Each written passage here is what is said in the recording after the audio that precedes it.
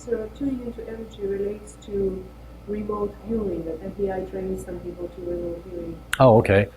And they haven't had very much good results on that. But remote viewing is simply extending your senses to perceive something at a distance. At this moment? At this moment, right.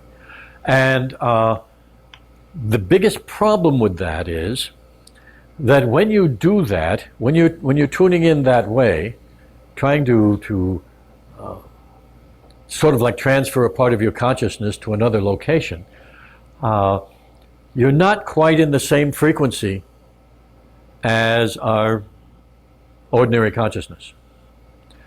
And when you start to shift out of this, let's call this general field, which we can all more or less agree with, where the chairs are, what clothes everybody's wearing, and so forth, when you shift into this other state of consciousness, why, you're at a slightly different frequency and things look different there.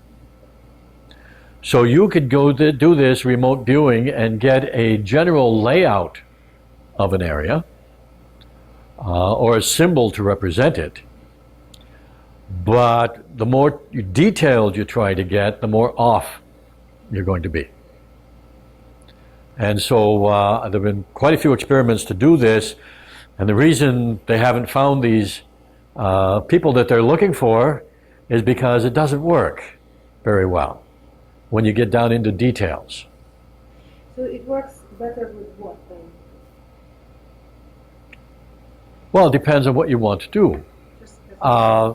Remote viewing can be useful if you want to locate someone. So you can locate someone, although the exact circumstances of what's there, you'll only pick up bits and pieces of it.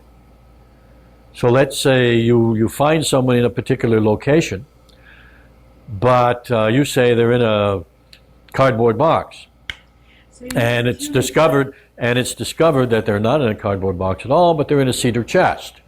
So you need to tune into that person, and then somehow you start seeing the picture through the energy. Yeah, people who do this typically either get a symbol representing what they're looking for, or they get some vision as close as possible of exactly what they're looking for, only it's not exact. Okay? It's like a screen or a filter or something like that is between them. And so there'll be some distortion in detail. But hey, the general location of somebody who's missing is really good. That's right. On the other hand, I'm not saying anybody's doing this because I have no idea, but what I do know is that it's possible to scramble your field so no one can find you. That is definitely possible. Like in dangerous journeys? Yes. It is a combination of intention and imagination. Okay? Most of these inner things are. So you send them the wrong picture, basically. No, you don't bother doing that. I mean, different people will do it different ways. Somebody might do that. Yeah. Another person simply might have like static all around them. How do you create it? With intention and imagination. Can you give an example? If you wanted to create All right, I'm imagining static. you're just imagining the radio static? What I would perceive of as static.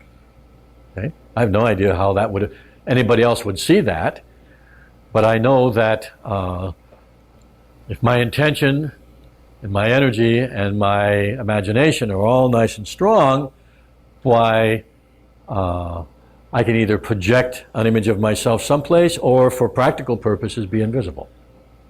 That's what I'm interested in. How do you make yourself invisible? By just what I said. Intention, energy, and imagination. Okay? The biggest problem with this stuff is that it's so simple, it's really hard to describe. Because people are wanting something technological like innards of a computer, and it's not like that at all.